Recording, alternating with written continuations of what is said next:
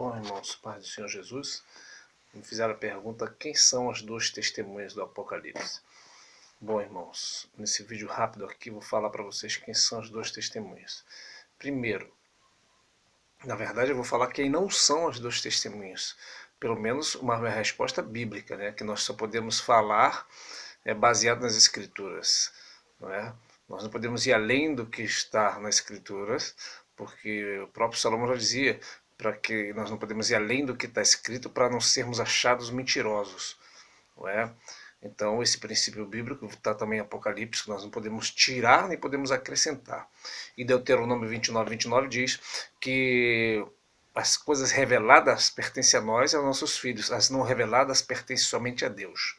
Então a Bíblia não diz quem serão as duas testemunhas. Pressupõe-se que seria Enoque e Elias, porque não provaram a morte. Não é? Já de muitos anos eu ouço isso, que seria Enoque e Elias, porque eles não provaram a morte. Não é?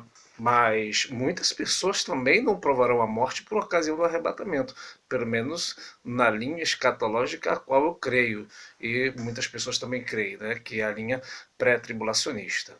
Mas por hora vamos ficar aqui nas duas testemunhas. Então, muito bem. Algumas pessoas também acreditam que são Enoque, são Elias e Moisés, porque um dos versículos diz que faz com que essas duas testemunhas elas firam a terra com toda sorte de pragas quanto quiseres, tanto fazem fogo descer do céu, como ferem as águas de sangue, né? E isso são milagres semelhantes os quais fizeram tanto Elias como Moisés. Muito bem. Mas o fato de fazer este milagre não necessariamente significa dizer que são ministérios iguais ou parecidos com a unção de Moisés e Elias. Por quê? Porque nós vemos que João Batista ele veio na unção de Elias, mas no entanto ele não fez cair fogo do céu nenhum. Não é? Esse é o primeiro ponto. E nós vemos também em Apocalipse 16 o anjo ferindo as águas, fazendo as águas virar sangue. Então, na verdade, as pragas não são de Moisés, muito também de Elias. Os milagres, as coisas que acontecem, são de Deus. Não é? Então Deus pode se usar de quem Ele quer. Agora, se nós seguirmos a linha, né, sobre Moisés, nós sabemos que Hebreus 9:27 diz que o homem está ordenado a morrer uma só vez, vindo depois disso juízo. Então Moisés teria que morrer, né, já que ele já morreu, e teria que vir e morrer de novo. Então, no caso, Moisés iria morrer duas vezes, não é? Então fica meio estranho, né? Eu acredito, tá? E também acredito que muitas pessoas creem desta mesma forma que eu creio, que será pessoas, homens, que estão na terra já, ou por ocasião, claro, se o arrebatamento acontecer agora, eles não vão ter que nascer, não é? Ainda. Então eles já vão ter que ser adultos, já vão ter que existir. Como eu acredito que o arrebatamento está próximo, eu creio que eles já existam na terra, são homens capacitados com a unção, com o poder de Deus, tá? Semelhante ao que foi usado Elias e Moisés.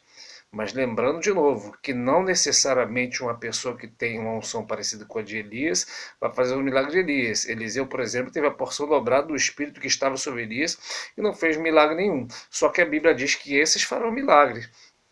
Não é? Então significa dizer que serão dois homens capacitados por Deus para fazer milagres e poder e sinais e prodígios de maravilhas, já que eles vão testemunhar no tempo da besta que sobe do abismo, a qual besta os vai matar, não é? Depois que eles tiverem acabado o seu testemunho.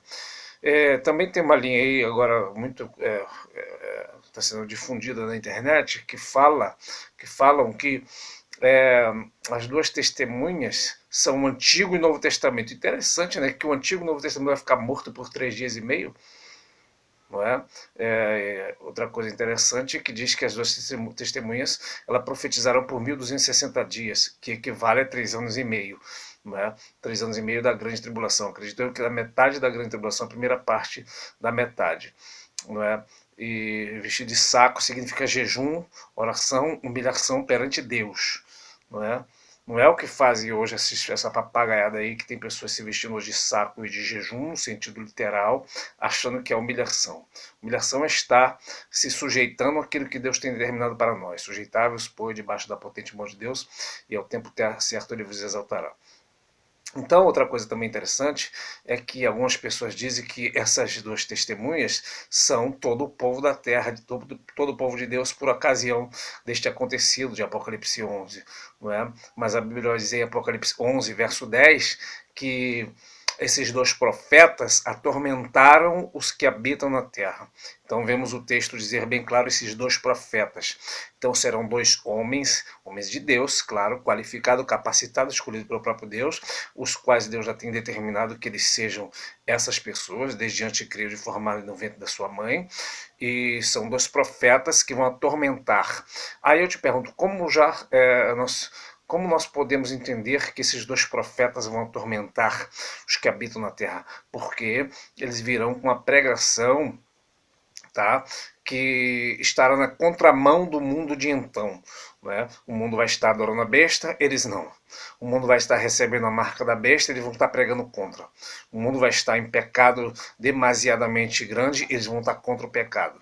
Não é? Então seria mais ou menos hoje, um pregador de hoje, um pregador da verdade de hoje, tá? Ele atormenta as pessoas que habitam na terra. Sim, atormenta. Até crente fica atormentado com um pregador de verdade.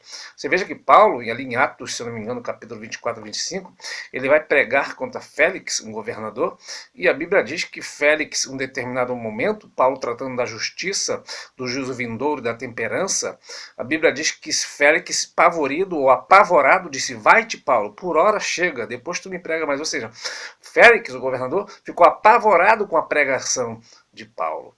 Então, nós vemos que um pregador da verdade, desde o tempo dos apóstolos, ele pode deixar a terra toda polvorosa, pode deixar a terra atormentada, apavorada. O que não acontece hoje com muitos pregadores aí que estão na mídia e que pregam para milhares de pessoas, mas a sua pregação é muito aplaudida, vamos dizer assim. Tem pessoas que chegam a dizer: não sou crente não, mas eu gosto desse pastor, ouvir ele pregar. Peraí, meu irmão, se o pregador está fazendo o mundo gostar da pregação dele, tem alguma coisa errada, porque a pregação do Cristo de verdade vai fazer ele ser odiado. Por quê? Porque o pregador da verdade vai pregar contra o ateísmo, vai pregar contra a idolatria, vai pregar contra o homossexualismo, vai pregar contra a prostituição. Né? Vai acontecer como João Batista, que já podia, vamos dizer assim, pendurar chuteiras, né? E dizer assim: bom, já acabou o meu ministério, convém que ele cresça e que eu diminua, né? O Cordeiro está batizando mais gente do que eu, então eu vou fazer o seguinte: vou me aposentar e curtir um pouquinho da vida, descansar, né? Afinal de contas eu mereço, passei a vida toda comendo gafanhoto e mel silvestre, não é? Mas, no entanto, ele vê Herodes curtindo lá o seu adultério, e ele poderia falar assim: não, Herodes, é o seguinte, você é um governador, fica para lá e eu sou profeta para cá, cada um na sua, não me meto na tua vida, você não se mete na minha, e fica tudo bem. Mas não, ele olha para ela e fala assim: você está em adultério, não é lícito você possuir essa mulher não é tua. Como quem diz: toma vergonha nessa cara e larga o pecado. Então esse tipo de pregação custou-lhe a vida, mas na frente ele vai perder a cabeça por causa disso. Então os pregadores de hoje fazem piada com a palavra, né, brincam com a Bíblia, fazem mensagens de autoajuda, mas não pregam contra o pecado. Então eu entendo que as duas testemunhas serão pregadores que vão atormentar. Está lá em Apocalipse 11, verso 10. Esses dois pregadores, eles perturbaram, atormentaram os que habitam sobre a terra. São pregadores tremendos, usadíssimos por Deus, e quem quiser tocar nele, convém que seja morto. Então a Bíblia não diz quem é. Eu sei que tem irmãos que teve arrebatamento, visão, mas eu já vi testemunho de arrebatamento de pessoas que falaram que era Elias e Enoque. Aí vi outro testemunho de outro arrebatamento que o irmão falou que ia ser Moisés e Elias. Então um desses está mentindo. Então eu prefiro ir com a Bíblia, a qual não diz quem será, mas diz como eles serão. E serão homens usadíssimos por Deus. Usadíssimos. Então Deus abençoe você, a paz do Senhor Jesus. Talvez falte alguma coisa, né? Os irmãos acrescentam aí no comentário.